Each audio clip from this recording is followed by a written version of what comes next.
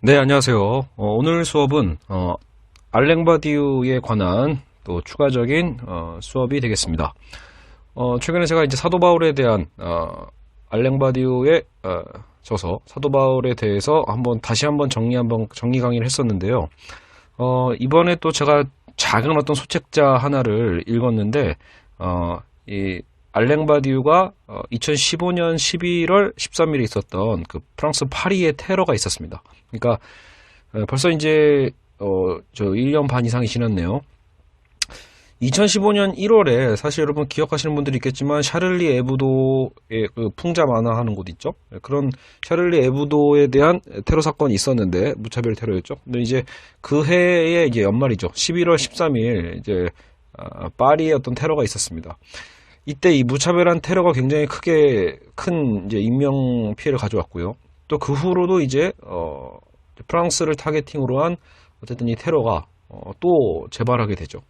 그래서 과연 현대 철학에 있어서 어쨌든 이 보편적 진리에 대한 가능성, 어떤 사건의 철학을 통해 이제 그 주장을 하고 있는 그런 이 알랭바디우 같은 경우에 결국은 어떤 현학적 개념에서 현학적으로 그냥 자신의 이론만을 막 개진하는 게 아니라, 그렇죠. 이 현실에 얼만큼 철학이 무엇을 얘기할 수 있는가에 대해서 굉장히 책임의식을 갖고 어떤 참여하는 철학자다라는 걸 알 수 있습니다. 그래서 이 책 자체가요, 2015년 11월 13일에 있었던 이 파리 테러가 발생하자마자 며칠 안 지났더라고요. 그 며칠 이후에 바로 이런 강연을 가진 거예요. 그러니까 단순히 여러분 이게 뭐예요? 자신의 어떤 이론을 과시하기 위한 그런 강의가 아닌 거죠. 이 현실에 있는 이 위급한, 이 긴급한 사태에 대해서 이 지성인이, 그렇죠? 나와서 결국 이걸 어떻게 해야 될 것인가? 궁극적인 문제의 이 궁극적인 원인은 무엇이고, 그럼 또 그 대안은 무엇인가에 대해서 어쨌든 분명하게 나름대로 바디우의 생각을 개진하고 있습니다. 그럼 대체 책 이름이 뭐냐? 우리의 병은 오래전에 시작되었다라는 책입니다. 여러분 책은 굉장히 얇습니다. 그렇기 때문에 사실상 제가 이렇게 꼭 그 강의로 한번 정리할 필요가 있을까 싶을 정도로 굉장히 간단한 책이니까 어느 정도 책 읽는 거에 대한 게 익숙하신 분들은요, 그냥 2시간? 3시간 정도면 충분히 읽을 수 있을 거라고 생각이 됩니다. 그리고 또 이 강연인 만큼 사실 강연을 책으로 만든 거잖아요. 그래서 또 그만큼 쉽게 쓰여졌고 또 정리도 잘 돼 있어요. 그러니까 이제 7부 짧은 책인데도 불구하고 이제 7개의 어떤 부로 나눠가지고 정리가 되어 있는데, 오늘 우리는 그 순서대로 한번 이 수업 정리를 한번 해보도록 하겠습니다. 그러니까 저도 이 수업을 왜 해야 하는가라고 이제 일단 고민을 해보거든요. 제가 이제 수업을 할 때마다, 팟캐스트 녹음을 할 때마다 이게 어떤 필요가 있을까라고 했을 때, 아까 이제 초반에도 잠깐 말씀드렸지만, 어쨌든 우리가 그냥 단지 지적인 유의만을 누리기 위해서 어떤 이런 뭐 철학이나 인문학에 대한 것들을 공부하는 게 아니죠. 사실은 우리 현실의 삶에 우리가 뿌리를 박으면서 그런 어떤 이런 지성인들의 생각은 대체 어땠는가에 대해서 우리가 연구해 보는 거잖아요. 그럼으로써 자극을 받고 우리가 세상을 보는 눈을 좀 바꾸고, 그리고 그것이 우리의 일상의 또 담론 속에서 내 친구, 내 부모와 얘기하는 관점 속에서 우리의 그 관점이 나름대로 변화된 관점으로 새롭게 이제 또 던져질 때, 그 대화 속에서 우리가 그렇게 던져줄 수 있을 때 또 작은 어떤 파급 효과들이 생겨날 수도 있겠죠. 그래서 이 바디우 같은 경우에는 대체 어떤 생각으로 이런 세계의 테러 문제를 바라보고 있는지 굉장히 좋은 기회라고 생각합니다. 그러니까 사실 결국 오늘 문제는 결국은 단순히 테러의 문제만을 조망했다기보다 이 테러의 이면에 있는 현대 자본주의 사회의 구조적인 문제와 그리고 또 거기서 발생하는 최근에 또 가장 큰 세계화적 이슈죠. 난민 문제에 대한 관점도 다 연계되어 있거든요. 그렇기 때문에 굉장히 우리에게 좋은 조망을 줄 수 있다. 특히 한국의 왜 관점 있잖아요. 한국의 어떤 대중적인 관점에서 단순히 우리는 뭐 난민 문제, 테러 문제도 솔직히 거의 남의 일처럼 보고 있단 말이에요. 그러니까 마치 우리 일이 아닌 것처럼, 조금 프랑스의 일이지. 프랑스에 엄청 많이 놀러 가는 나라가 그죠? 정작 또 자기 일은 또 아니다라고 하는 식으로 생각하는 거. 하고 또 미국에 엄청 많이 유학 가고 놀러 가는 사람들이 미국에서 결국은 뭐예요? 여러 가지 또 멕시코 난민들도 있잖아요. 그런 난민 문제에 대해서는 우린 관심이 없어 라고 하는데 여러분 큰 착각이죠. 지금 이제 트럼프 시대로 넘어온 이상 트럼프가 보기에는 우리도 난민처럼 보입니다. 여기 좀 오해된 바라니까요.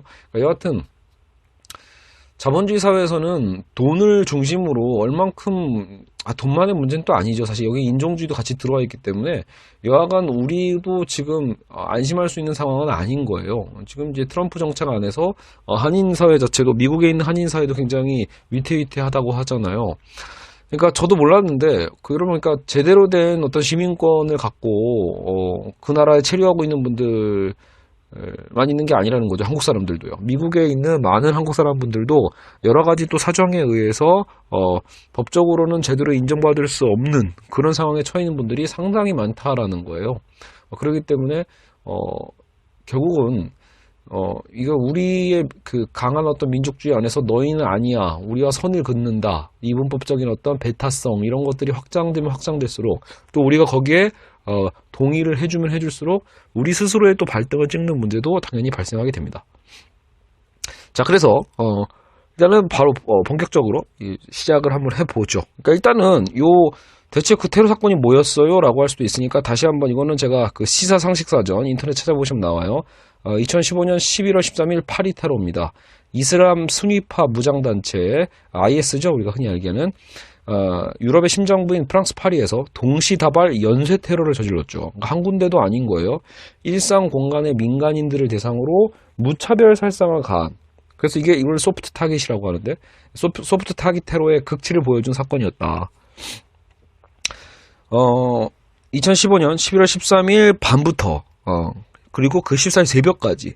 그래서 당시 그 파리가 저도 기억이 나요. 막 콘서트장이었을 거예요. 파리의 어떤 공연장, 축구 경기장, 그쪽 등 6곳에서 동시다발적으로 총기 난사와 자살 폭탄 공격이 일어났죠. 무려 130여 명이 사망했습니다. 엄청난 거죠. 테러 발생 이후 11월 14일 이슬람 순위파 극단주의 단체 이슬람 국가 IS죠. 그러니까 IS는 성명을 내고 이번 공격이 자신들 소행이라고 이미 밝혔고요. 인상적인 건 좀 이따 바디우도 얘기하겠지만 여러분 이때 이 범죄자들이 난민이 아니었다는 거죠. 뭐 난민이 아니라 이게 뭐예요? 이게 이민자. 제대로 그래도 그러니까 벨기에와 프랑스의 이민온 그렇죠? 이민자 출신 20대 남성들이 행동 대원들이었다라는 거죠. 그렇게 보면 어차피 내부 안에서도 충분히 그런 IS에 동조하는 적들이 있는 만큼 그럼 이제 이 문제를 보는 거예요. 과연 그럼 이 문제를 우리가 궁극적으로 막을 수 있는 건 뭘까라고 할 때 일단 원인을 찾아야 된다는 거예요. 우리는 보통 여러분 테러 문제하면 어떻게 생각해요? 그냥 IS 하면서 이슬람 이 생각하죠. 극단적 종교의 문제, 종교적 광기 이렇게 생각하잖아요. 오늘 바디우는 전혀 다른 관점으로 보고 있습니다. 그래서 그런 의미에서 오늘 이 수업의 가장 큰 그 유익이 아닐까 싶어요. 그냥 우리는 무조건 IS 하면 종교에 미친놈들 뭐 이렇게 생각하는 거죠. 종교의 광기가 사람을 저렇게 미치게 만들어 라고 할 수 있는데 바디우가 보기엔 그건 아니라는 거예요. 그건 오히려 하나의 거칠에 불과하고 진짜 문제는 따로 있다 라고 보는 거죠. 자, 그걸 함께 살펴보도록 하겠습니다. 바디우가 이제 이렇게 시작을 해요. 이번 참사로 인해서 우리가 겪게 될 정신적인 그 외상 그리고 어떤 정동의 절대적 압도가 안겨줄 여러 위험 요인들이 있다. 그러니까 이번 사건이 가져다 될 위험성이 뭐냐. 어떤 여러 가지 위험 요인들이 있는데 첫 번째가 국가로 하여금 무의미한 규제들을 취하게 하는 것을 용인하게 될 거다. 그러니까 무슨 말이냐면 테러라는 사건이 생기면 여러분 국가가 갑자기 더 앞장서게 되잖아요. 그러니까 실제로 우리 시민들도 국가 역할에 더 뭐 하는 거냐, 좀 제대로 수사 안 하냐 이렇게 얘기하는 것처럼요. 제압 안 하냐 이렇게 보는 것처럼. 근데 문제는 그 기대치가 커지는 만큼 국가의 역할이 무의미한 규제들도 강하게 가져다 줄 수 있다라는 거예요. 마치 국민 통합의 보증인 역할을 하려고 결국은 국가는 자임할 거라는 거죠. 그러니까 국가가 이런 테러가 있으면 외부의 테러라고 이미 자임하잖아요. 저거 이슬람 IS들이 한 거야. 그러니까 국민 통합, 즉 우리 프랑스는 하나로 뭉쳐야 돼. 이런 어떤 통합적 개념에 대한 것을 통합의 어떤 주체로서 본인들이 자임하게 될 거고, 그리고 무의미한 규제들을 되게 많이 만들어낼 거다라는 거예요. 그러니까 바디우가 보기에 정치 지도자들은 오히려 이런 테러 현상을 즐기고 있을 거라고 확신하고 있는 거예요. 사람이 죽는데 어떻게 즐겨? 이런 그런 인권적 개념의 문제가 아니라는 거죠. 정치는 하나의 공학이잖아요. 정치 지도자들은 오히려 그들의 정치 권력을 더 강화시킬 수 있는 요인으로 활용할 수 있는 거죠. 우리나라로 치면 여러분 이런 거예요. 대북 프레임을 갖고 있잖아요. 박근혜나 새누리들이 결국 뭐야? 실제로 북한의 위협이 되든 안 되든 건 중요하지 않아요. 북한의 위협을 가짜로라도 만들어낼 수만 있으면, 여론적으로 만들어낼 수만 있으면 어때요? 지금 김정은이 도발하기를 가장 바라는 건 여러분 황교안 박근혜입니다. 황교안과 박근혜 입장에서는 지금 북한의 도발이 김정은이 그냥 어차피 미친놈인데 요 미친놈이 한 번 더 미사일을 한번 쏴주면 이게 어떤 국가의 위기설을 또 탁 대두시키면서 어떤 이 촛불 분위기나 탄핵 분위기의 전국을 바꿀 수 있잖아요. 그러니까 그런 것 같은 거죠. 이런 테러의 문제에 있어서 결국은요, 어느 나라, 이 패권 국가들의 이런 정치 지도자들은 결국은 이런 것을 이용해 먹는다. 국민 통합을 위해서. 그죠? 근데 이 통합한다고 진짜로 하나 되길 원한다는 게 아니에요, 여러분. 국가의 권력, 정치 권력을 강화시키는 거죠. 자, 그러기 때문에 연결되는 게 정체성의 충동이 강화돼요. 정체성의 충동. 그러니까 여러분, 쉽게 보면 바디우의 철학에서 보시면, 바디우는 일단 이런 국가, 그죠? 어떤 정부, 이런 거에 대해서 굉장히 부정적이고요. 또 하나가 이런 정체성, 민족주의 있죠? 민족적 정체성에 대한 것들을 특히 경계합니다. 왜냐면 이 정체성을 강조할수록 배타적이 되니까요. 그러니까 정체성의 충동이 강화되는 게 역시 이런 테러 문제죠. 가족 중 한 사람이 죽으면 가족이 결집하는 것처럼 이러한 테러로 인해서 프랑스의 3세기죠. 프랑스에 대한 애국심 등 정체성을 강화되는 우려의 측면이 있어요. 그래서 무서운 대량 학살은 전 세계적인 문제이지 국지적인 지역 정체성의 범주로 가둬서는 안 된다라고 바디우는 항변을 합니다. 그렇죠? 그러니까 이건 단순히 이거는 프랑스만의 문제가 아니라 전 세계적 관점에서 봐야 된다라는 거예요. 오히려 괜히 프랑스의 어떤 정체성을 더 확산시키려고 하지 말고요. 정의의 가장 중요한 임무는 이런 공적 정동의 공간을 넓히고, 정동, 어떤 이런 역동적인 감정 이런 거거든요. 그러니까 공적 정동의 공간을 넓히고 정체성의 축소에 항거하는 게 정의의 역할이다. 그러니까 정체성을 축소한다는 얘기는 점점 지들끼리 똘똘 뭉치게 되게 되면 결국 세계는 더 분열되는 거니까요. 정체성으로 결집되면 결국 피해 복수를 양산할 뿐이다라는 거예요. 폭력이 또 폭력을 불러올 테니까요. 프랑스의 테러에 대한 오바마의 성명도 그래서 결코 칭찬받을 만한 일이 아니다라고 바디우는 바로 비판을 하고 있죠. 그러니까 당연히 여러분 프랑스 파리 이런 선진국의 어떤 심장부에서 이런 130명 정도의 테러가 일어난 건 어마어마한 사건으로 이제 보도가 되잖아요, 전 세계적으로. 그러니까 강대국인 또 미국 오바마 대통령도 어떤 성명을 냈겠죠. 거기에 대해서 물론 그 내용 자체는 문제될 게 전혀 없어요. 하지만 바디우의 비판은 더 크게 보는 거죠. 무슨 말이냐면 다른 테러 피해국의 사례에서는 정작 어떤 성명도 발표하지 않아 왔다라는 거예요. 여러분 사실 테러에 피해서 프랑스 파리에서 130명이나 죽었어? 라는 것은 굉장히 놀라운 사건이지만 우리 시리아에서 1000명이 폭격으로 죽었대 라고 해도 그 1000명과 프랑스의 130명은 다르게 느껴지는 거예요. 프랑스에서는 5명, 10명만 테러로 죽어도 시리아 같은 데서 어디 한 100명이 죽는 것과는 전혀 다른 무게감으로 다가온다라는 거죠. 여기 뭐예요? 우리 옛날 식으로 쿠웨이트 이런 데 있잖아요. 중동에서 우리가 사실상 잘 모르는 어떤 그런 중동의 어느 국가들 이런 곳에서 결국은 사람들이 죽어나가는 거는 팔레스타인의 난민들의 문제가 생기는 거나 이런 것들은 그냥 저 나라는 원래 그렇잖아 이런 식으로 해서 우리는 치부하는 거예요. 근데 갑자기 미국의 심장부, 영국의 심장부, 프랑스의 심장부 이렇게 여기까지 표현을 하면서 한두 명이라도 죽으면 마치 어마어마한 것처럼 떠벌린단 말이에요.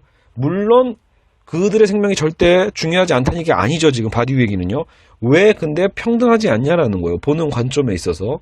그러니까 그런 범주에 있어서 결국 오바마의 이런 다급한 성명도 결국은 프랑스라는 강대국을 위한 어떤 이미 리액션일 뿐이고 정작 전 세계적인 얘기는 아닌 거죠. 자, 그래서 서구라는 문명과 그 밖의 비문명이라는 이분법적 왜곡의 인식이 강화될 뿐이에요. 서구인 한 명의 생명과 아시아, 중동, 동유럽 등지의 희생자 한 명의 생명의 가치는 그래서 같아야만 한다. 알겠죠? 이런 이 관점 우리에게도 굉장히 중요한 겁니다. 살인자들의 의도한 바대로 그대로 행하게 되는 게 이제 세 번째 위험입니다.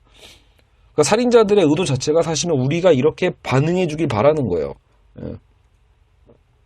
그러니까 어찌 보면 그들은 이렇게 테러를 하고 나서 우리가 사고로들기 원하진 않겠죠. 이 테러에서 모두가 불안해하고 그러기 때문에 더욱더 이런 어떤 그 지형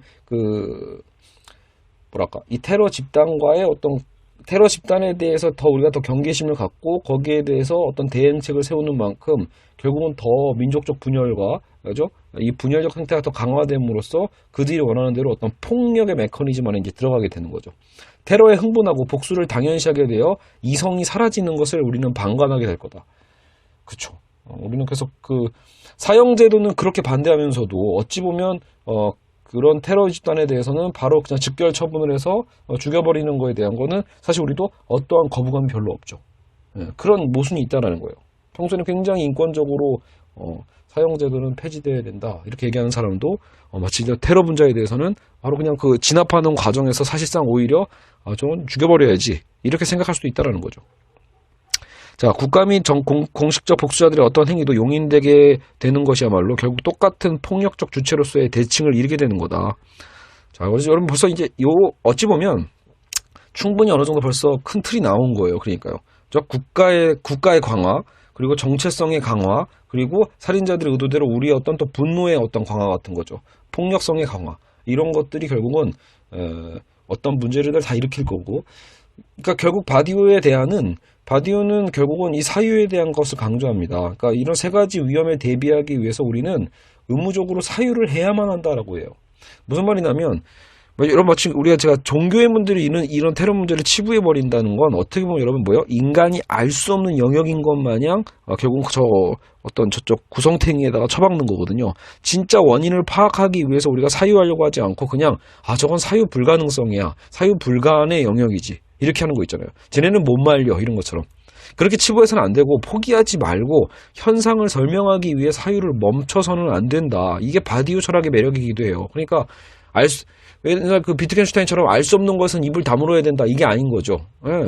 실제로 바디우는 비트겐슈타인에 대한 그런 특히 개념을 비판하거든요. 이래도 되고 저래도 되고가 아니고 분명히 우리는 인간으로서 사유해야만 하는 거고 사유되지 않는 건 또 없다라는 거예요. 포기하지 말고 우리는 그것을 이 현상에 대해서 우리는 설명해야만 합니다. 비이성적, 법리적, 병리적 행위의 이면에도 해석할 수 있는 사유의 공간을 만들어가는 거. 그게 우리의 역할이다. 그렇기 때문에 철학자들은 항상 할 역할이 있는 거죠. 그래서 바디우는 지금 이 자리에서 이 강연을 하고 있는 겁니다. 변화를 외치는 거죠. 자, 그래서 이제 1부예요. 현대 세계의 구조부터 일단 바디우는 먼저 제기를 해줍니다. 이 테러 왜 일어났니? 라고 하기 이전에 자 그럼 이 현대 세계의 구조는 대체 어떻게 돌아가고 있니? 라고 할 때 첫 번째가 자 1부의 첫 번째 1부의 1 글로벌 자본주의의 승리가 이미 점철되어 있죠. 글로벌 자본주의의 확장은 곧 자본에 대한 규제의 약화를 의미하죠. 이 자본에 대한 이제 규제는 거의 불가능해졌어요. 탈국유화와 사유화 현상이 대표적이죠. 노동법, 사회보장제도, 교육제도 등의 입법 영역의 붕괴. 입법 영역이라 하면 어떻게 보면 한 국가 안에서의 제도잖아요. 그런 것들이 무너지고 있는 거예요. 어디에서? 자본주의에 의해서. 자본주의의 객관적 승리는 주관적 승리를 가져온다.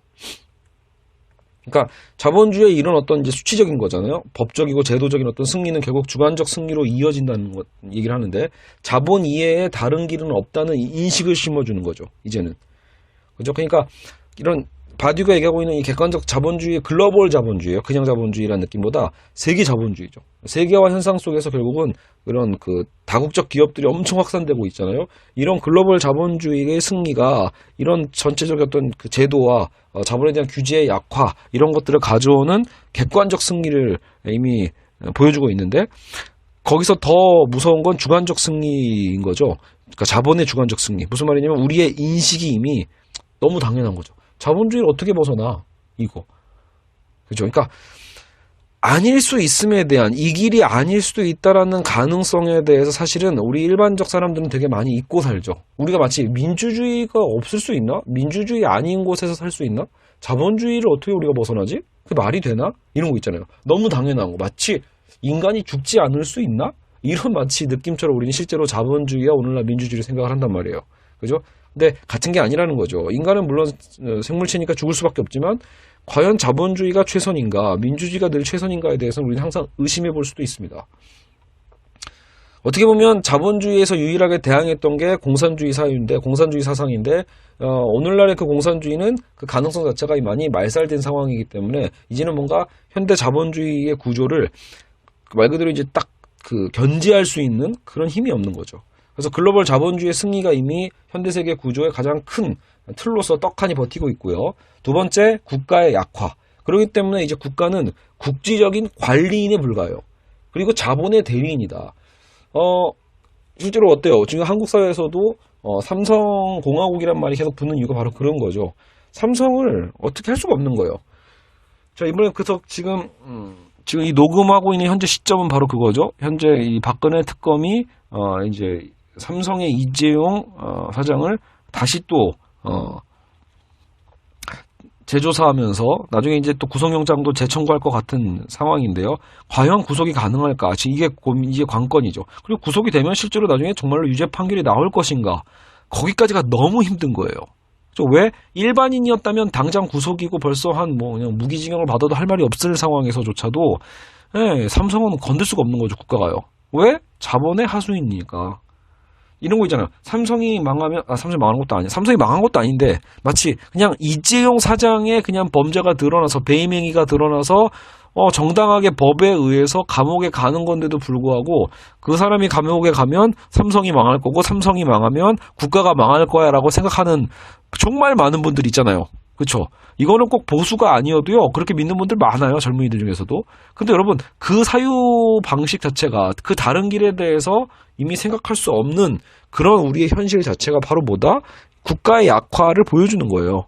네, 자본의 대리인으로서의 국가의 역할을 이미 국민들조차도 어느 정도 세뇌된 거죠. 그게 물론 언론의 역할들이었고, 기존에. 자, 그러면 세 번째는 자본주의의 세계적 확장의 강압적 행동 양식. 말이 좀 어렵게 쓰여졌지만 무슨 말이냐면 그냥 말 그대로 제국주의입니다. 제국주의. 새로운 제국주의. 19세기의 제국주의로 인해서 식민지가 엄청나게 생겼잖아요. 우리나라를 비롯해서. 그러니까 오늘날은 새로운 제국적 행태가 생기고 있는 거예요. 자본주의로 인한. 국가를 해체시키는 거죠. 국가를 해체시켜서 새로운 제국적 행태를 자행하고 있는 실정이다. 미약하게나마 국가를 형성시키면 기업의 이익과 거래를 확장하기가 힘들어지는 거예요. 그렇기 때문에 서구 기업의 입장을 중심으로 세계는 거대한 제국화의 길을 이미 걷고 있다. 리비아 사태, 이것도 리비아 사태를 예로 든 이유도 리비아 사태에 있어서 가장 앞장섰던 게 프랑스였거든요. 리비아 사태 등 서구가 개입해서 국가를 오히려 해체해버리는 거죠. 저기 독재하고 있어. 독재자는 안 되지. 라고 하지만, 실질적으로는 서구의 말을 안 듣는 국가가 항상 1등 타겟이거든요. 그러니까 국가를 해체해버려. 그리고 나서 제대로 안정화가 된 적이 없이 오히려 혼란만 가중시키게 만드는 게 그들의 역할 중에 하나예요. 여러분, 어떻게 보면, 독재국가에서 집에 압제를 받고 있는 국민들은 정말 불쌍한 거예요. 그러니까 독재자 때문에 수탈당하다가 독재자를 물러나게 하려고 서구에게 손을 벌렸는데 그 서구가 들어와서 오히려 그들 멋대로 또 이 나라를 좌지우지해. 이 프레임이 생기는 거죠. 제대로 된 국가가 형성되지 못하고, 그죠? 좀 괴뢰 오히려 그거야말로 여러분 허수아비 정권 같은 거죠.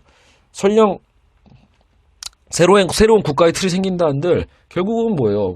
독재자가 생기나? 그죠? 여러분 이런 거잖아요. 기존에 국내 안에서의 독자적인 독재자도 독재지만, 자, 그 독재자를 물러내게 했어요. 예를 들어 미국이나 뭐 강대국이 들어와서. 근데 그 강대국이 원하는 꼭두각시 인형을 하나 또 통치자로 세워요. 그러면 결국은 그 이면에 있는 독재자는 말 그대로 그 강대국이죠. 독재는 사라진 게 아닌데 마치 그 나라는 독재가 사라진 것 마냥 착각을 하는 것 뿐이란 말이에요. 결국은 아직도 여러분 제국주의는 진행형이다라고도 볼 수 있어요. 자, 그래서 일부의 현대 세계의 구조가 그렇다라는 거 한번 정리했죠. 글로벌 자본주의 승리. 그래서 국가가 약화되고 자본의 하수인이 됐고, 그리고 그런 자본주의 시스템 안에서 강대국들은 중심으로 다시 제국주의 같은 게 형성되고 있다. 자, 2부 인구에 미친 영향. 굉장히 중요한 자료인데, 불평등의 심화가 어때요? 국가의 약화와 맞물리고 있다. 전 세계적으로 이제 여러분 불평등의 심화는 전 세계적 현상인데, 이게 결국은 우리의 인구의 삶에도 악영향을 미치고 있는 거예요. 세계 인구의 1%가 세계 전체 부의 46%를 차지하고 있고, 세계 인구의 10%가 부의 86%를 차지하고 있는 현실이다. 세계 인구의 50%는 아무것도 소유하고 있지 않다. 결국 지금 세계는 뭐예요? 새로운 과도정체라는 거죠. 계급사회의 도래다라고 보는 거예요. 이거는 하나의 또 다른 계급사회다. 말이 이러면 아까 민주주의 없이 갈 수 있나라고 했지만 여러분 말이 뭐가 민주주의예요 대체? 국민이 다스리는 게 국민이 주인이 되는 게 민주주의인데 지금 세계의 부의 편중을 보세요. 정말로 다수결에 의해서 선택된 게 과연 이런 사회일까? 뭔가 문제가 있는 거거든요. 여러분 그러니까 이 팩트를 보자라는 거예요. 이건 이미 계급사회다. 세계 인구의 40%는 중산층이라고 할 수 있어요. 이들은 세계 부의 근데 얼마를 차지하고 있냐면 14%만 차지하고 있는 거죠. 왜냐하면 아까도 얘기했지만 세계 인구의 10%가 부의 86%를 갖고 있고 50%는 아무것도 안 갖고 있고 나머지 40% 중산층이 세계 부의 14%를 나눠 갖고 있는 거예요. 그러니까 얼마나 부족해요. 그러니까요. 아예 없는 사람들이고 결국 중산층의 주된 목적은 아무것도 갖지 못하는 빈곤층으로의 전락을 막는 것에만 혈안이 돼요. 그게 문제입니다, 여러분. 민주주의 역설 중에 하나예요. 사실상 여러분 이 중산층은요 저 어마어마한 부를 차지하고 있는 극소수의 사람들, 극소수의 계급에 대한 그 부를 나눠 가지려고 노력을 해야 되는데 거기에 대해서는 할 말을 못하면서 역으로 어떤 공포 속에 살아간다. 내가 비정규직 혹은 내가 직장이 없어서 소득이 없어지는 건 아닌가, 내가 완전히 하위층으로 떨어지지는 않을까, 이런 거에 대한 불안 심리만 훨씬 크게 확장되고 있는 거예요. 한국의 교육제도, 한국의 입시제도, 한국의 말 그대로 이제 취업에 대한 방식들이 어떻게 보면 다 이 틀 안에서 이미 우리도 형성되어 있다고 볼 수 있습니다. 따라서 이러한 계급, 중산층이죠. 인종차별주의나 외국인 혐오, 빈곤층 경멸에 노출되기 쉬운 거다. 여러분, 이거 되게 지금 중요한 포인트예요. 바디유가 분석하기에, 자, 지금 우리는 이 수업이 뭐죠? 프랑스 파리 테러의 원인과 대안이에요. 근데 이 원인을 분석하고 있는 과정 속에서 이제 바디유는 하나의 이제 연결점을 찾은 거예요. 세계는 불균등하고 그 불균등은 이미 세계의 글로벌 자본주의에 의해서 생겨난 거고, 그리고 국가는 약화되고 있으니까 국가에 힘이 없고, 그 과정에서 소수가 많은 것들을 다 독점하고 있어요. 그러니까 중산층의 여기서 포인트가, 중산층들이 무언가를 이뤄내야 되는데 절대 다수는 중산층이니까 다수의 중산층과 하위층들이 이 세계를 변화시켜야 되는데 정작 중산층 갖고 있는 자들에게 일단 거기에 키워드가 있죠. 근데 그 중산층들은 정작 빈곤층으로 떨어지는 것을 두려워하고 있는 상황이기 때문에, 그러기 때문에 인종차별주의나 외국인 혐오, 빈곤층 경멸에 더 쉽게 노출된다라는 바디오의 분석입니다. 그럴 수 있겠죠. 그러니까 내가 현재적으로 안정적인 삶을 유지하고 있다면 실제로 그렇게 인종차별이나 외국인 혐오, 빈곤층 경멸까지는 가지 않을 거예요. 근데 문제는 뭐예요? 내가 그렇게 될 것 같거든. 내가 잘못하면 저들 때문에 경쟁자가 되는 거죠. 경쟁자로 인식해버리니까 그들을 더 배척하고 싶어지는 거예요. 결국 우리의 가치를 수호하자는 민족 정체성적 발언들은 결국 14%를 나눠 갖는 40%의 중산층의 비참에 호소하는 셈이다. 아까 그래서 비판하는 거예요. 정체성에 대해서 바디유가요. 왜 우리의 가치, 정체성, 프랑스 이런 그런 민족적 개념에 대해서, 국가적 개념에 대해서 비판하는 이유인 거죠. 예. 결국 그건 하나의 전략이라는 거죠. 기만이고요. 게다가 50%의 빈곤층에 해당하지 않는, 자, 이 무의 존재가 무려 20억 명입니다. 그러니까요. 자, 여러분 어떻게 보면 세계의 난민의 문제일 수도 있는데, 난민과 빈곤층의 문제는 여러분 굉장히 심각한 거죠. 무려 20억입니다. 그래서 바디는 무다, 무의 존재다 이렇게 표현해요. 이들이 무로 판명되는 기준은 바로 자본에 의해서다라는 거예요. 맞는 말이에요. 여러분, 사실상 여러분 이 20억 명의 사람들이 왜 존재가 아닌, 그죠? 존재이면서 존재가 아닌 무로 판명되는가라고 할 때 사실 원인은 하나예요. 그들이 없는 건 단순히 돈밖에 없어요. 그러니까 돈밖에 없다면 문법이 틀렸네요. 그러니까 돈이 없다는 그 이유 하나 때문에 존재가 부정당하고 있다는 뜻이에요. 여러분, 이건 오늘날 우리 인간의 삶, 그러니까 인문학에 대한 중요성이 뭔지도 잘 보여주는 셈이에요. 우리의 현실 자체가 돈이 없으면 인간이 아니다라고 보고 있는 이 현실 속에서 우리는 그 현실을 바꾸기 위한 싸움이 인문학이기도 한 거죠. 다시 인간으로 돌아가자라는 거죠. 세계의 구조적 발전의 관점에서 결국 무가 되는 거고, 존재해서는 안 된다는 압박 속에 있는 것이 바로 그 20억 명의 빈곤층들이죠. 노동자도 소비자도 아닌 거예요. 자, 이게 또 중요한 포인트죠. 여러분, 자본주의 사회는요, 일반인들에게 딱 두 가지 역할만 제안해 주는 거예요. 너희는 이거밖에 할 수 없어. 그게 뭐냐? 대다수의 중산층이 해야만 하는 거, 노동과 소비 그러는 거죠. 노동해서 해야 되고 일해야 되고 그리고 소비하라. 예. 소비도 너의 삶을 즐겨라 해서 소비하라는 얘기가 아니에요. 너가 노동을 해야 자본가들, 소수의 자본가들이 부를 착취할 수 있고, 또 너희가 여러 가지 열심히 소비를 또 해줘야, 너희가 번 돈을 또 소비를 해줘야 너희가 다시 우리 회사 와서 일할 테니까 라는 것도 있고, 또 다른 노동자들이 또 소비를 해줘야 우리 물품이 팔리니까. 그러니까 여러분, 우리가 할 수 있는 건 노동과 소비밖에 없는 거예요. 그러니까 이러한 역할에서 아예 벗어난 20억 명의 난민은 그렇기 때문에 노동과 소비가 못하는 거죠. 돈이 없으니까. 부정되어야 하고 막아야 될 존재로서 선전되어지고 있다. 정작 이러한 20억 명의 무의 존재를 양산한 건 자본주의 시스템인데, 그죠? 자본가의 이윤의 극대화를 위한 전략에서 노동 시간을 축소시키면서까지 일자리를 제공할 필요가 없는 거예요. 자본가는요, 이제. 왜? 노동력은 많잖아요. 그러니까 이미 인구가 많은 상황에서 괜히 이윤의 극대화를 위해서는 여러분 어차피 일자리를 제어할 필요가 없는 거예요. 자본가 입장에선. 그러니까 노동시장에서 그래서 퇴출된 존재들이 바로 이 무의 존재들. 방치된 그들은 결국 어디로 가겠어요? 여러분 당연인 거죠. 중산층은 이들과 같아지지 않기 위해서 배타적인 어떤 인식을 갖게 되고요. 거꾸로 그렇게 해서 무의 존재로 치부되어 버린 이들은 파시즘적인 갱단이 되거나 혹은 그런 권력에 의해서 또 착취당하는 존재가 되는 거예요. 무장 세력의 본질은 무엇보다 파괴된 자본주의의 땅을 차지하여 돈벌이가 될 깽단을 구축하고 반항적 청년들의 환심을 사기 위한 종교성을 이용하는 것이다. 이게 지금 바디우의 분석인 거예요. IS도 사실 IS의 본질도 그러니까 여러분 종교가 아닌 거죠. 무장 세력의 본질은 결국 그들도 자본주의에서 소외돼서 발생한 거다라고 보는 거고, 그렇기 때문에 그들도 우리도 차지할래, 나도 돈이 필요해 이거거든요. 결국 그들도 그들의 욕망인 거죠. 자본주의적 욕망에 의해서 자본주의 땅을 차지하고 돈벌이가 될 깽단을 구축하는 거예요. 그리고 반항적인 청년들의 또 여러 가지 관심을 이용하는 거죠. 근데 그것을 이용하기 위해선 이데올로기가 필요한데 여기선 종교성이 그 역할을 해주고 있는 겁니다. 자, 종교는 그래서 마피아적 행태와 결합되어 또 다른 폭력을 만들어냅니다. 이슬람이라는 종교적 구호는 그저 파시즘적인 권력 집단을 가리기 위한 이데올로기적 수단일 뿐이다 라고 바디우는 얘기합니다. 여러분 그러니까 알겠죠? 종교 이슬람에 저 알라 미쳤어, 이슬람이 미쳤어, 이게 아니라는 거예요. 역시 종교는 위험해. 물론 위험합니다. 근데 그 위험함이라는 게 수단으로 이용되는 거예요. 그러니까 본질은 종교가 아니라 여러분 결국 문제는 뭐예요? 20억 명의 무의 존재를 양산하는 자본주의 시스템이 문제인 거예요. 알겠죠? 거기서 그들은 파시즘적인 권력 집단을 형성하게 되는 거죠. 자, 그래서 이제 3부 반동적 주체성인데 바디우는 그래서 세 개의 주체를 일단은 분석을 합니다. 세계적 상황이 나온 전형적인 주체성, 그러니까 이러한 자본주의, 글로벌 자본주의가 어떻게 보면 잉태한 거죠. 그래서 이제 대표적인 세 가지 주체가 있는데, 첫 번째가 서구의 주체성, 두 번째는 서구의 욕망의 주체성. 좀 달라요. 첫째, 두 번째가요. 첫 번째는 서구 자체의 주체성이고, 두 번째는 그런 서구를 욕망하는 주체성이고, 세 번째는 허무주의적 주체성이에요.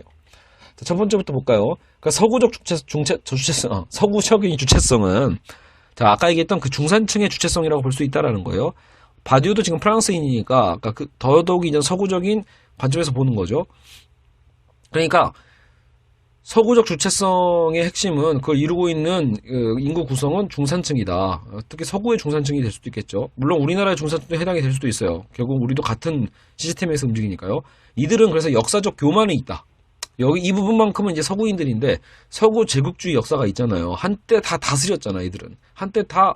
그러니까 어때요? 이런 서구 애들이 보기에 이런 동아시아 보면 저 새끼들 옛날에 다 우리한테 그냥 우리의 어떤 문명에 의해서, 우리 근대화에 의해서 식민화됐던 애들인데 이제 막 떵떵거리네, 싸가지 없게, 이런 느낌이 여러분 있을 수 있어요, 충분히. 그러니까 이런 역사적 교만이 있고 자기 자신을 과대평가하고 그래서 자기만족을 하는 경향이 있는 게 서구적 주체성이다. 그러나 그 이면에는 항구적인 공포 또한 있다라는 거죠. 아까 뭐였죠? 빈곤층으로 떨어질 수 있다는 가능성. 그들은 어떻게든 빈곤층과 선을 긋고자 한다. 그리고 이러한 자기만족과 공포라는 변증법적 관계를 이용하여 한편에서는 으쓱으쓱거리는 거죠. 우리 한때 그래도 제국주의의 어떤 주체였는데, 이런 거 자부심 갖는 거 있잖아요. 내가 이런 나라였는데, 이런 나라의 민족 국민인데, 그건 자부심, 자기 민족도 있어, 자기 만족도 있는 동시에 근데 이거 지금 이런 세계 경기 불황 속에서 나도 난민이 되면 어떡하지? 이런 불안감, 공포라는 변증법적 관계를 이용해 오늘날의 민주주의를 표방하는 정부들은 이런 시스템을 공격하는 자들에게, 모든 문제의 원인을 돌리는데 그래서 성공하고 있는 거예요. 예. 문제의 원인을 딴 데로 돌리는 거죠. 즉 중산층들은 그 공포의 원인을 정부에게 있는데 사실상 정부가 아닌 이들의 그 정부에 대항하는 이주 노동자의 자녀, 망명자, 그죠? 어떤 개토의 주민, 무슬림들에게 돌리고 있다.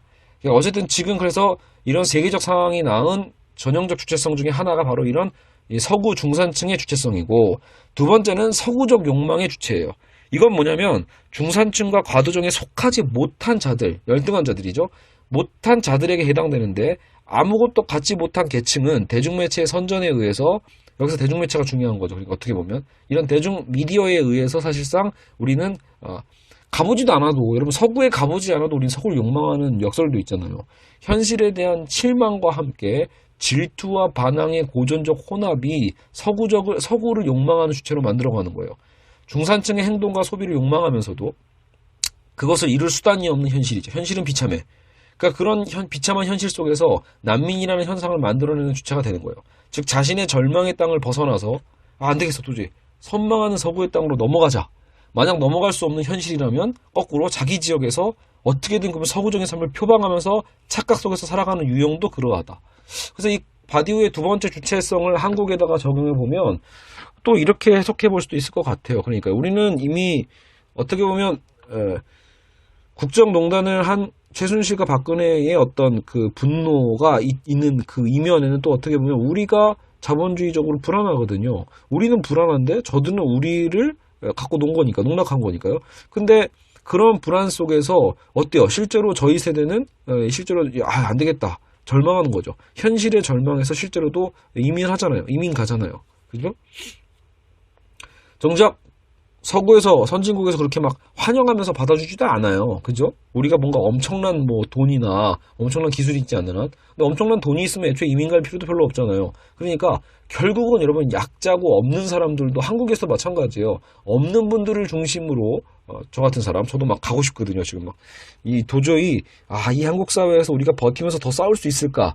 이게 여러분 지금 그래서 2017년입니다. 2017년 지금 강의하고 있는 이 순간이 그래서 중요한 거예요. 하나의 이제 우리는 굉장히 어떤 이 갈림길에 서 있는 거죠. 여기서 한 번이라도 이 나라의 희망을 쟁취할 수 있을 것인가? 안 되고 만약에 여기서 무너지게 되면 결국은 우리 세대가 과연 이 나라에서 굳이 살 필요가 있을까? 차라리 이래저래 비참할 거 차라리 좀 더 인간적 대우를 받을 수 있는 서구로 가는 게 낫지 않을까라는 생각을 하게 되는 거죠. 근데 지금 바디가 이러잖아요. 만약 넘어갈 수 없는 현실이다. 도저히 불가능해. 그러면 어떻게 돼요? 서구적인 삶을 표방하면서 착각 속에서 살아가는 유형도 있다. 우린 이미 어때요? 그죠? 대중문화 산업을 통해서도 이미 서구적인 게 다 범람하고 있고, 우리는 이미 서구를 표준으로 삼아서 서구를 욕망하는 삶을 한국 사회에서는 너무나 잘하고 있죠. 학교도 이미 어떻게 하면 국제학교 갈까? 이런 고민을 하는 친구들 얼마나 많아요. 그죠? 서구적인 것을 욕망하면서 또 이 땅에서 살아가는 안타까운 현실도 너무 한국 사회에 잘 어울리는 측면이 있어요. 자, 그리고 세 번째, 허무주의적 주체성은 뭐냐 그러면 이거는 이제 극단화된 거죠. 그래서 허무주의적 주체성은 복수와 파괴의 욕망을 하고 있는 주체들이라는 거예요. 떠나고 싶은 욕망과 소외된 모방의 결합이다. 그래서 자신의 삶이 무로 산정된 자들의 허무주의, 아까 그 아예 모든 부도 전혀 없으니까 무로 산정된 자, 이 자본주의 시스템 안에서 너는 존재가 아니야 라고 이미 낙인 찍힌 자들, 이들은 복수와 파괴밖에 남지 않는다라는 거죠. 외견상으로는 서구적인 욕망과 대치하지만 근데 본질에는 사실상 그 욕망이 또 숨어있다 라고 바디는 얘기해요. 그러니까 여전히 어떻게 보면 두 번째 주체 있잖아요. 서구를 욕망하는 그 욕망은 사라진 건 아닌 거예요. 하지만 그 욕망 가운데 할 수 없음에 대한 이 절망이 단순히 그냥 나도 저기에 편입될래, 아니면 나도 저걸 그냥 소비하면서 대리만족하면서 살래 라고 말하는 두 번째 서구적 욕망의 주체가 머무는 게 아니라 아예 복수와 파괴 욕망으로 폭주해버리는 거죠. 결국 서구적 욕망의 주체성과 복수와 파괴의 허무주의적 주체성이라는 긍정과 부정의 한 쌍이 서구적 지배가 키워놓은 매혹의 둘레를 맴돌고 있다. 대안이 전무한 상태에서 현대적인 파시즘이 그래서 여기서 이제 시작되는 겁니다. 그래서 이제 3부의 주체성에 대한 분석을 통해서 4부 이제 파시즘으로 넘어가는 거예요. 현대적인 파시즘이 어떻게 해서 이제 생겨나는지는 바로 그러한 주체에서 발생한다는 것을 이미 우리는 예측 가능하겠죠. 자본주의에 의해 발생되고 촉발된 대중적 주체성을 파시즘이라고 부를 수 있다. 세계화는 자본주의 확장의 동시에 유휴 노동력 전체를 가치화시킬 수 없다는 한계를 드러낸다는 점에서 무능력 또한 보여준다. 여러분, 세계화는 자본주의를 확산시켰죠. 글로벌하게. 그러나 이 세계 인구의 노동력 전체를 다 가치 있게 만들어낼 수는 없다는 한계 또한 자명하게 드러내고 있어요. 그래서 파시즘은 반동적 주체성으로서 자본주의의 이행불능을 비판합니다. 일단 자본주의 한계를 정확히 파악하고 있죠. 즉 서구적 욕망에 실망한 자는 스스로 파시스트가 되어서 서구의 적이 되는 거예요. 자기의 욕망의 대상이기도 한 서구를 가질 수 없다는 절망감 속에서 그런 허무주의 안에서 폭력적 충동이 이제 조직화되는 거죠. 이러한 현대적 파시즘은 죽음 충동이고, 그래서요, 종교는 이 충동을 표현하기 위한 완벽한 요소로 작용한다. 현대적 파시즘은 그러니까 죽음 충동이다. 프로이트가 얘기했던 어떤 그런 죽음 충동이겠죠. 욕망. 근데 그런 죽음의 충동에 대한 것을 일부러 바디우가 뽑아낸 이유는, 이 단어를, 그래야 이게 종교성과 더 어울려지는 거죠. 종교는 이 충동을 표현하기 위해서 완벽하니까요. 제국적 지역화로 인해 국가가 파괴된 곳에 이슬람이 특히 파시즘적 성향이 강해요. 아까 그 제국주의 현상이 있다고 했잖아요. 그 서구가 막 침탈하고, 그죠, 간접적으로. 이런 제국적 지역화로 인해서 국가가 파괴된 곳, 거기에 그 이슬람 종교가 특히 파시즘적 성향이 강해요. 다시 말하면 종교는 본질이 아니고 서구적 욕망에 만연해서 파생된 거예요. 이들이 보이는 폭력과 약탈적 행위 이외에 세계시장 안에서의 편입 또한 중요한 성향이다. 그들은 여전히 서구의 현실과 직결되어 실질적으로 다양한 무역을 행하고 있다. 그러니까 이런 이 모순이 있잖아요. 야, 저들을 테러 조직을 완전히 소탕해야 돼라고 얘기하고, 우리는 그렇게 여러 서구의 강대국들 국가들은 그들을 완전한 그 악의 축과 적으로서 조명하면서도 정작 또 반대로는 그들과 어떻게든 또 무역은 또 하고 있다라는 거예요. 그 역설. 즉 파시즘은 좌절된 서구적 욕망의 이면이기 때문에 여러분, 결국은 이 테러의 주체들도 그렇다고 반자본주의, 무슨 뭐 유토피아를 꿈꾸는 애들이 아닌 거예요. 그들도 역시 또 다른 방식의 자본주의 방식인 거죠. 단지 갱단일 뿐이죠. 실질적으로 다양한 무역을 하고 있고, 그래서 마피아가 되는 거예요. 돈이, 이권이 걸려 있죠. 마피아 조직의 유연성을 모델로 한 군사 조직이고, 형식상의 종교를 빌린 다양한 이데올로기적 색채를 드러내고 있다. 그렇죠? 이러한 파시스트적 주체성이 젊은이들에게 유혹거리를 던지는 셈이고, 테러 당사자들 또한 프랑스의 젊은이들로서 이들에게는 프랑스에 있으면서도 배제된 자들이었죠. 그러한 소외 속에서 파시즘적 주체는 그들에게 범죄적인 영웅주의를 보여준 것이에요. 범죄적 영웅주의. 죽음의 영웅적 재앙과 동시에 아까 그 죽음 충동에 대한 그 숭고함도 있을 거예요. 결국 그런 유혹이 있죠. 재앙과 동시에 이들에게는 자본의 단맛도 선사가 돼요. 그만큼 그만한 상도 허락되는 거죠. 즉 서구적 부패가 혼재된 파시즘이다. 중요한 것은 가해자들의 출신, 정신과 종교적 뿌리는 중요하지 않다. 그저 그들의 욕구불만이 만들어낸 선택인 거다.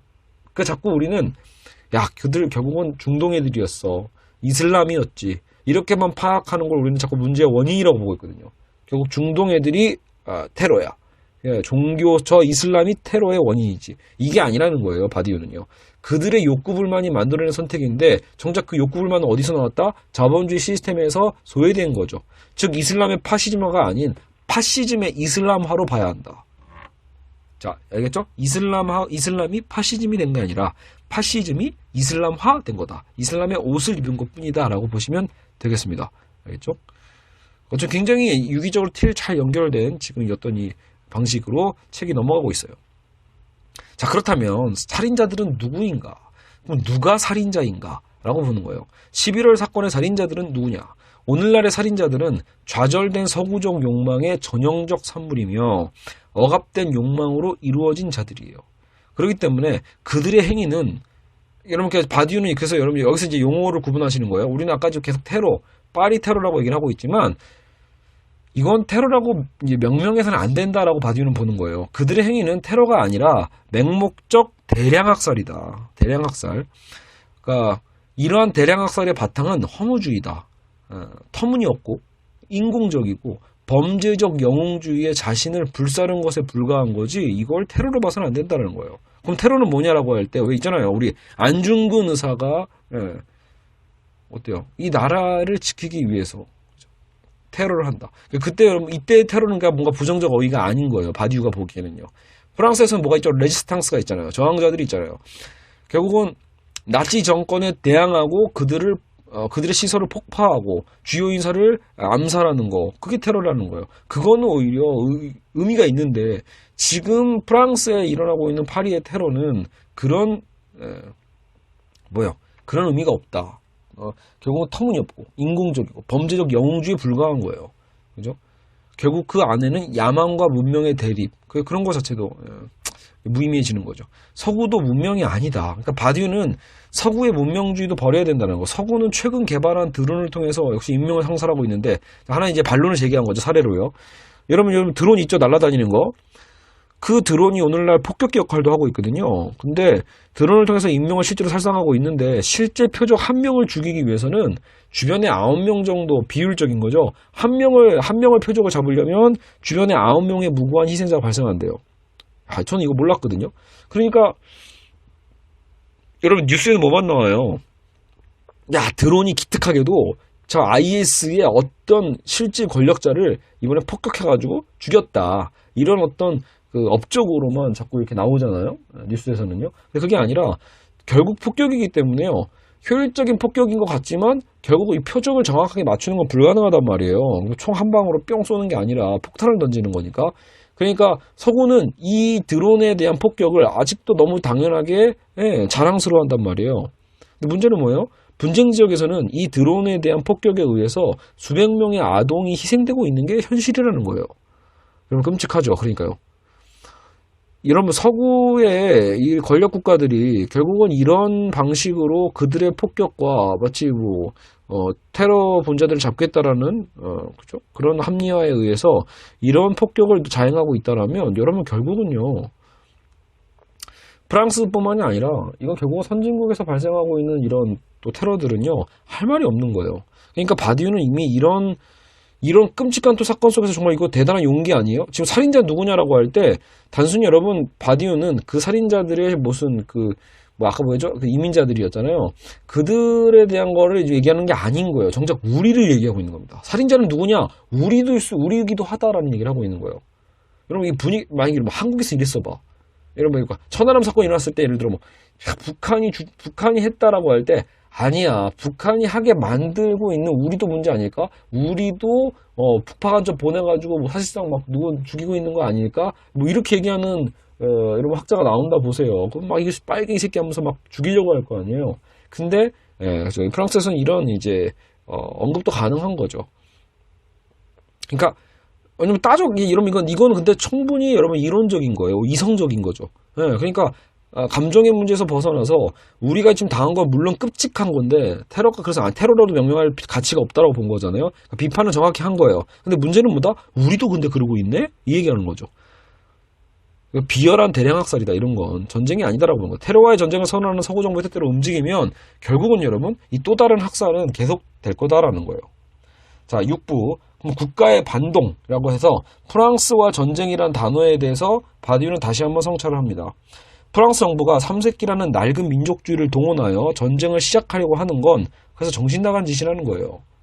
민족주의를 동원해서 또 다른 전쟁을 만들려고 하는 건 정신 나간 거다.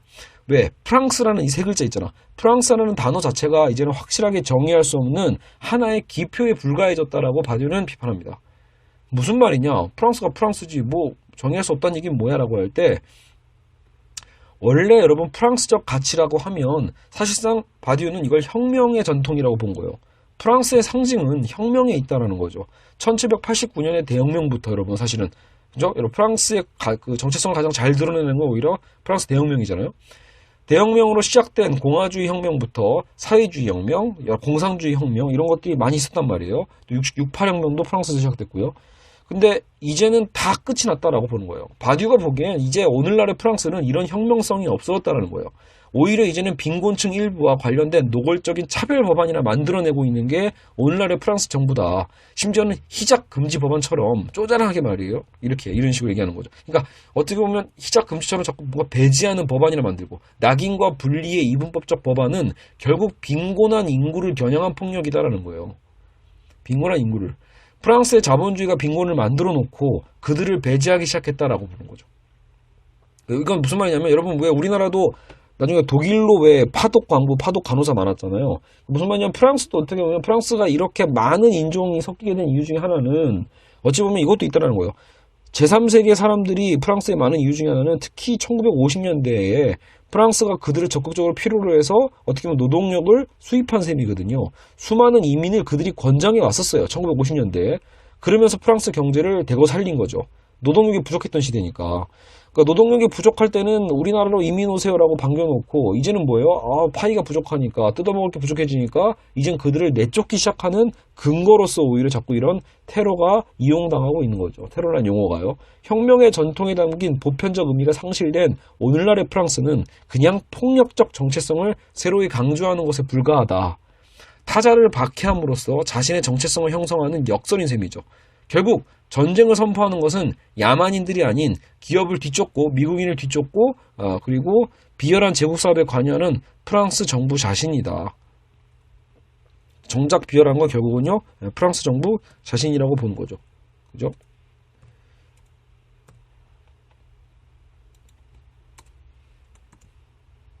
자, 됐어요. 이렇게 되면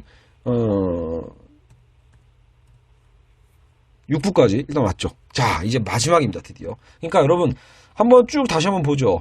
지금 바디우는 1부부터 우리가 이런 아까 자 다시 한번 정리. 국가가 강화되는 거에 대한 이제 반박이 있어요. 국가가 이렇게 쓸데없이 강화돼서 오히려 우리의 자유를 더 규제하게 되는 거죠.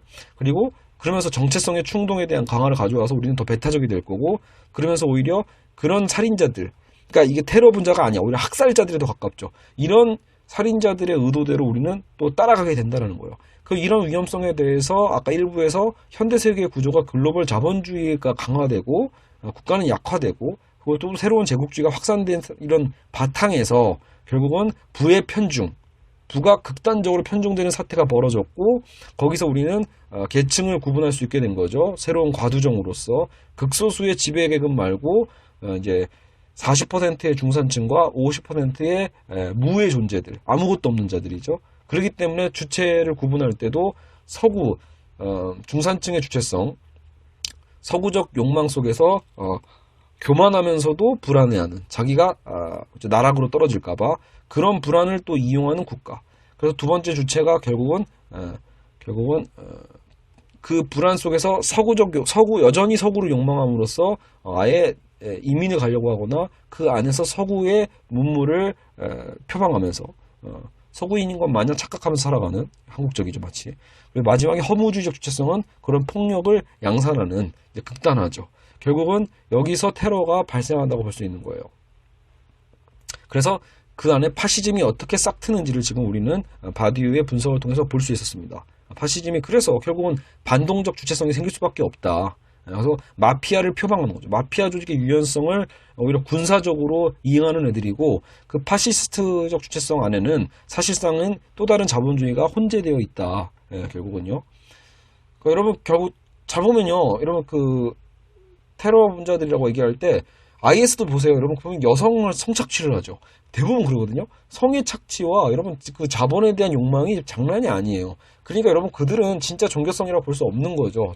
이슬람에서 그렇게 가르칠 리도 없단 말이에요. 어떤 종교가 여자의 성을 함부로 막 대해도 되고 사람을 함부로 죽여도 되고, 그죠? 또 어떻게 그런 천박하게 돈에 인간의 탐욕을 더 강조하는 그런 종교가 실제로 어디에 있겠습니까? 그죠? 그러니까 종교는 하나의 그냥 이데올로기적인 포장인 거예요. 자기의 잔악한 욕망을 숨겨줄 수 있는 이데올로기가 필요한 거 아니겠어요? 그렇죠? 그러면서 그냥 그런 틀 안에서 자기의 짐승적인 욕망을 실현할 수 있는 거죠. 그래서 바디우 말고 제가 어떤 학자의 그때 그 칼럼을 봤을 때도 그 얘기를 하더라고요. 결국 오늘날 젊은이들이 굉장히 그런 IS에 많이 빠져드는 이유 중에 하나가 어떤 그런 허무주의도 있을 수 있겠지만, 역으로 그들이 현실 사회에서는 할 수 없는 것들이잖아요. 상대방의 인권을 존중해 있는 사회에서는 도저히 할 수 없는 행위들 아니겠어요? 집단으로 막 여성을 강간하고 겁탈하고, 그리고 또 소유하고, 또 돈을 또 함부로 막 펑펑 쓸 수 있고, 남을 또 죽이는 이런 것들이죠. 폭력성들을 그들 내에서는 합법인 거잖아요. 세계적으로 보면 굉장히 잔악한 폭력이지만 그들 내에선 그거는 성전이거든. 그러니까 면죄부를 받으면서 인간의 그런 악함을 극대화시킬 수 있기 때문에 인간의 그 내면에 있는 악을 오히려 거기에다가 있던 그 면죄부를 찍어주기 때문에 오히려 그 매력에 빠지는 거 아닐까 이렇게 보는 학자도 있었던 것 같아요. 어쨌든 살인자는 그래서 누군가 바디우는 반성하는 거죠. 그들에 대한 것 자체를 테러라고 명명할 수도 없다. 그럴 가치도 없지만 문제는 그런 짓을 우리도 이미 하고 있었다라는 거예요. 그렇기 때문에 프랑스 학자인 바디우는 그 자기 나라의 프랑스의 그 부끄러움을 얘기하는 거죠. 예, 혁명이야말로 프랑스의 정체성인데 그게 사라진 지금 정작 우리는 그 역할을 못하고 있다라는 거예요.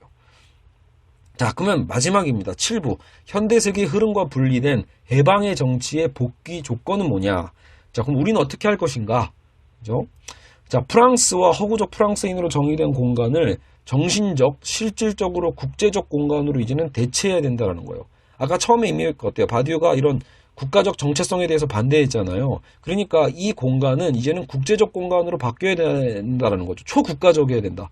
자본주의적 세계화와 맞서기 위해서는 초국가적인 사유 방식을 제시해야 돼요. 그러니까 오해하면 안 되는 게 오늘날 그 세계화라는 것 자체가 원래 초국가적인데 초국가라는 말이 중요한 게 아니라 초국가적 사유 방식이 중요한 거죠.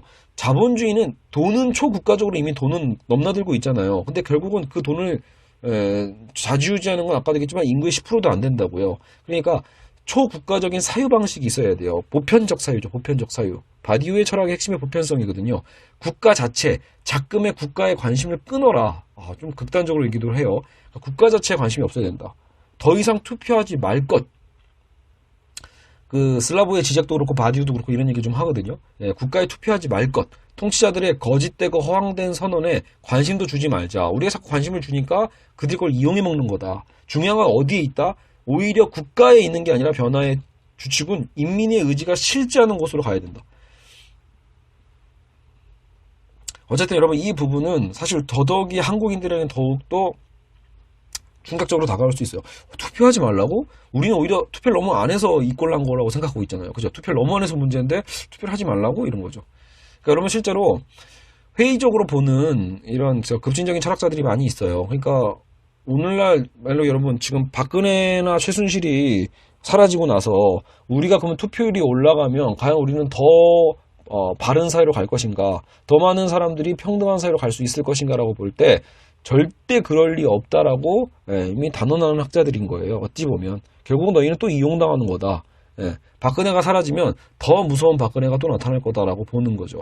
과연 이제 그렇게 볼 것인지 약간 회의적으로 보면서 더 급진적으로 우리의 변화의 공간을 그래서 이런 투표 제도가 아니라 그 투표 바깥의 공간에서 표출해 내갈 것이냐, 아니면 아니다, 그래도 현실적으로 이런 민주적인 투표 제도 안에서 우리는 해내야 된다라고 볼 것이냐. 여러분 이제 그것을 어떻게 우리는 선택을 해야 됩니다. 어쨌든 바디우는 대안으로 어쨌든 그 바깥의 얘기를 하고 있죠. 욕구불만의 파시스트적이고 범죄적인 운명과 자본주의와 그 대중적 지지인 중산층의 세계적 발전 사이에는 모순적으로 보이는 관계가 있었어요. 그러나 이 모순도 결국 자본주의 자체에 내재한 주체적 모순에 불과하다. 파시스트적인 어떤 범죄적인 운명이나 그 중산층의 어떤 그죠? 대중성, 그 대중적 지지를 보이는 중산층의 어떤 이런 주체, 그들의 관계, 서로의 관계는 모순적인 것 같지만 결국은 다 자본주의 시스템 안에 있는 모순이다. 그래서 이거를 선과 악이나 문명과 야만의 이분법으로 인식해서는 안 되고, 그죠? 그냥 서구의 무능 그 자체로 봐야 된다. 세계의 젊은이들 모두가 살 수 있는 주체적 공간을 만들어내지 못한 자본주의의 무능으로 파악하면 되지, 그거를 뭐가 선이고 뭐가 악이지? 뭐가 문명이고 뭐가 야만이지? 이게 볼 필요가 없다라는 거예요. 이미 우리는 그 자체의 실패를 겪고 있는 거죠. 자, 그럼에도 바디우는 이제 이런 선은 긋는 거예요. 어쨌든 모든 폭력은 용서될 수 있는 게 아니다. 모든 형태의 파시즘은 지양되어야 된다. 여러분 중요한 건 파시즘은 어떤 형태로라도 지양되는 얘기는 단순히 IS만 지향하자는 얘기가 아닌 거예요. 우리 안에 파시즘도 지향해야겠죠. 그럼에도 우리가 글로벌 자본주의의 대인이 되어서도 안 된다. 두 가지 다 얘기하는 거죠. 파시즘도 지향되어야 되지만 또 혹은 글로벌 자본주의의 대리인이 되어서도 안 돼요. 끈앞풀이 되어서는 안 되죠. 세계적 차원의 정치가 필요해요. 그래서 바디우에 대한 것 중에 하나가, 핵심 중에 하나가 또 이게 세계적 차원의 정치다. 세계적 정치의 부재가 결국은 파시즘, 강도질, 종교적 환각의 가능성을 만들었다. 어찌 보면 이 모든 고통의 시작은 공산주의 역사의 실패에서 시작된 것일 수도 있다. 공산주의의 그 역사가 실패한 거에 대해서 되게 안타까워하고 있죠. 여러분 자꾸 여기서 헷갈리시면 안 돼요. 이 공산주의의 실패를 안타까워한다는 얘기는 그럼 뭐야? 김정은을 안타까워한다는 거야? 김정일을 안타까워한다는 거야? 김일성을 좋아한다는 이게 아니에요. 한국은 이 도식부터 버려야 돼요. 알겠죠? 스탈린주의도 물론 문제가 있는데 문제는 여러분 사회주의나 이 공산주의가 추구하고자 하는 그 사회적인 그 방식 자체는 지금 우리가 알고 있는 북한적인 상과는 아예 다르거든요. 그러니까 어쨌든 그 운동에 대한 대립점이 없는 거잖아요. 공산주의의 몰락은 실제로 자본주의밖에 없다라는 아까 그 주관적 승리라고 했죠. 그걸 가져다 준 거니까요. 자본주의의 패권적 구조와 분리된 전략적 사유에 주어진 역사적 이름으로서의 공산주의가 그래서 필요하다라는 거예요. 바디우도 그래서 그 얘기를 다시 한번 해주는 거죠. 자본주의의 패권적 구조와 분리된 전략적인 사유에 주어진 역사적 이름으로서의 공산주의가 필요하다는 얘기예요. 오늘날 우리를 도울 표상으로서 가장 황폐화된 지역에서 온 유목 플로레타리아를 우리는 들 수 있다. 자, 그래서 바디우 나름의 대안 중에 하나가 어찌 보면 이제 우리가 다 같이 아까처럼 우리는 투표를 통해서 정치인에게 맡기는 건 아니잖아요. 일단 우리에게 또 가장 중요한 우리가 인식하고 인정해야 될 존재가 누구예요? 유목 프롤레타리아. 그러니까 쉽게 얘기하면 유목민이라는 건 원래 여러분 이주하면서 돌아다니는 거잖아요. 지금으로 치면 난민이죠. 그러니까 난민이 될 수 있다. 난민 노동자분들이 될 수 있어요. 근데 우리는 그들을 마치 계급적으로 이미 너무 낮게 보고 가치를 평가절하해버리는 것 자체도 문제죠. 그들은 우리는 연대해야 될 존재라는 거예요. 왜? 여러분 우리도 얼마든지 그럴 수 있거든요. 그들은 이미 전 세계화 되어 있다. 여러분 우리가 안 보려고 해서 그런 거지 이미 전 세계에는 이 유목 프롤레타리아의 계급이 있다라는 거예요. 국가와 민족을 넘어서고 있죠. 이들은 이미 그래서 국가도 상관없고 민족도 상관없어요. 이들은요. 다양한 유목 노동자들은 이미 전 세계화 되어 있다. 또한 지식인, 중산층 출신들도 있어요. 이 두 주체가 관계를 맺고 의견을 구하며 대화를 해야 된다. 그러니까 아까 했잖아요. 14%의 중산층과 나머지 50%의 어떤 이 모든 아무것도 갖지 않은 자들이 끊임없이 함께 관계를 맺고 대화를 해야 된다. 그 뜻일 거예요. 정치의 새로운 사유란 이처럼 전에는 기대하지 않았던 평등한 관계의 동맹 속에서 탄생한다. 기대하지 않았던 바디우식으로 얘기하면 사건인 거죠. 사건의 도래가 필요한 건데 바로 그런 사건들이 있어야 된다라는 거예요. 그리고 바디우의 또 이 대안에 있어서 중요한 게 유목 프롤레타리아의 연대가 또 중요하지만 또 다른 중요점은 바로 오늘의 젊은이들입니다.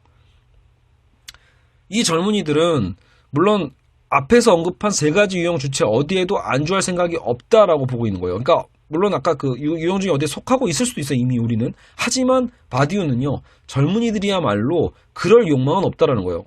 그러니까 현실이 그래서 그럴 뿐이지 안주하고 싶지 않은 거죠. 젊은이들은 얼마든지 그것을 또 아까 유목적인 어떤 개념으로 이동해 갈 수 있거든요. 서구의 욕망, 서구의 찬가를 부르고 싶지도 않고 서구의 끈앞풀이 되고 싶지도 않고 그런 욕망에 좌지우지 되고 싶지도 않고 죽음의 허무주의에 빠질 생각 또한 없다라는 그 젊은이죠. 알죠? 모든 아무 젊은이는 아닌 셈이에요, 결국은요. 하지만 그 젊은이들에게 왜요? 희망이 있다라는 거죠. 이러한 상황에서 결국은요, 바디우는 네 번째 주체성을 도출하면서 이 강의를 마무리를 하고 있습니다.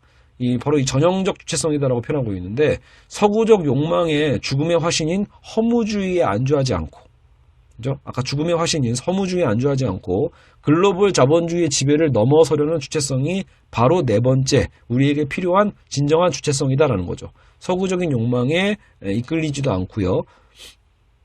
그러니까 그것 때문에 결국 뭐예요? 아까처럼 그 파시즘이 생기니까요. 또 글로벌 자본주의의 또 지배도 넘어서는 거. 이를 위해 특별한 동맹과 다른 차원의 사유, 늘 있어왔던 사유 말고 다른 차원의 사유가 필요한데 국지적으로 다양한 젊은이들의 경험이 필요하며 점차 보편적 경험으로 확장해 가면서 동맹에 가야 된다.